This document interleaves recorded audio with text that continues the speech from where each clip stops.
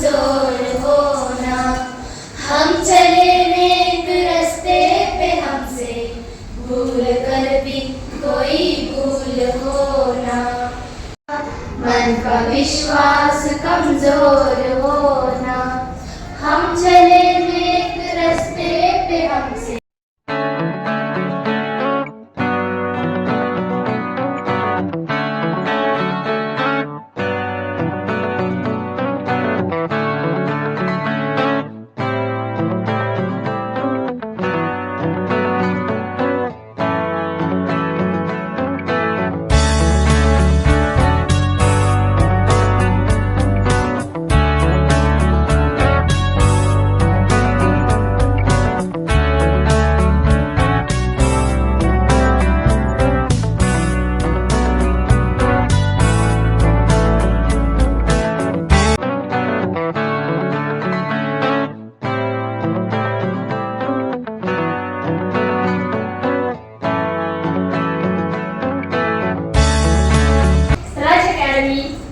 ಕೇವಲ ಶಿಕ್ಷಣ ನೀಡುವ ಸ್ಥಳವಲ್ಲ, ಇಲ್ಲಿ ಮಕ್ಕಳ ಸರ್ವಾಂಗೀಣ ಬೆಳವಣಿಗೆಗೆ ಒತ್ತು ನೀಡಲಾಗುತ್ತದೆ. ಮೌಲ್ಯಾಧಾರಿತ ಬದುಕು ರೂಪಿಸಿಕೊಳ್ಳಲು ಮತ್ತು ಭವಿಷ್ಯದ ನಿಷ್ಠಾವಂತ ನಾಗರಿಕರನ್ನು ತಯಾರಿಸಲು ಶ್ರಮಿಸುತ್ತಿರುವ ವಾತಾವರಣವಾಗಿದೆ. ಮಕ್ಕಳ ಭವಿಷ್ಯವನ್ನು ರೂಪಿಸುವಲ್ಲಿ ಶಿಕ್ಷಕರು ಮತ್ತು ಪೋಷಕರ ಪಾತ್ರ ಸಮಾನವಾಗಿದೆ.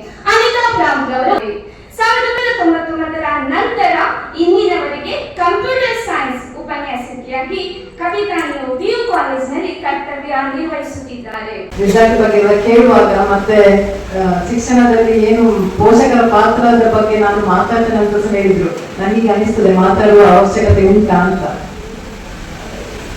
ಪ್ರಪ್ರಥಮವಾಗಿ 100% ಫಲಿತಾಂಶವನ್ನು ಪಡೆಯಲು ಸಹಕಾರ ನೀಡಿದ ಎಲ್ಲ ಶಿಕ್ಷಕರಿಗೂ, ಪ್ರಾಂಶುಪಾಲರಿಗೂ ಹಾಗೂ ಪೋಷಕರಿಗೂ ನನ್ನ ಅಭಿನಂದನೆಗಳು.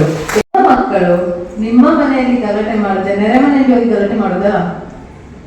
ಅರ್ಥ ಮಾಡ್ಕೊಳ್ಬೇಕು.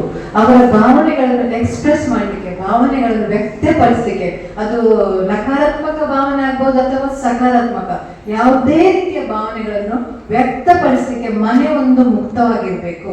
ಏನ್ ಮಾಡ್ತೇವೆ, ಮಕ್ಕಳಿಗೆ ಬೇಕಾದನ್ನೆಲ್ಲ ಕೊಡ್ತೇವೆ. ಚಿಕ್ಕ ಇರುವಾಗ ನಾವು ಎಂತ ಕೇಳಿದ್ರು ನಾವು ಇಲ್ಲ ಅನ್ನಲ್ಲ. ಇಲ್ಲಿ ನೀವು ಮಾಡ್ಬೇಕಾದದ್ದು ಪ್ರಿಯ ಇಂಥವರೇ, ಮಕ್ಕಳು 10 ವಸ್ತುಗಳನ್ನು ಕೇಳಿದ್ರೆ ನೀವು ಕೊಡ್ಬೇಕಾದ್ರೆ ಮಾತ್ರ.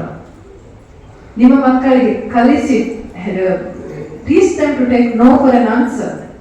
ಒಂದು ವೇಳೆ ನೀವು ಇವತ್ತು ಮನೆಯಲ್ಲಿ ಇಲ್ಲ ಅಂತ ಹೇಳೋದಿಲ್ಲ, ಅವರು ಯಾವತ್ತೂ ಜೀವನದಲ್ಲಿ ಇಲ್ಲ ಎಂಬುದನ್ನು ಕೇಳಲಿಕ್ಕೆ ಇಷ್ಟಪಡುವುದಿಲ್ಲ.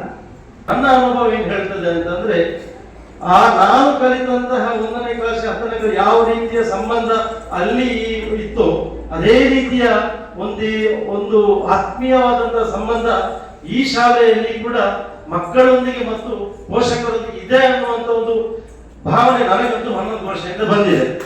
ಶಿಸ್ತು ಮಕ್ಕಳಿಗೆ ಇಲ್ಲದಿದ್ದಂದ್ರೆ ಮನೆಯಲ್ಲಿ ನಾವು ಬಹಳ ಪ್ರೀತಿಯಿಂದ ಯಾವುದೇ ಶಿಸ್ತನ್ನು ಅವರ ಮೇಲೆ ಕೊಡದೆ ನಾವು ಸಾಕ್ತೇವೆ.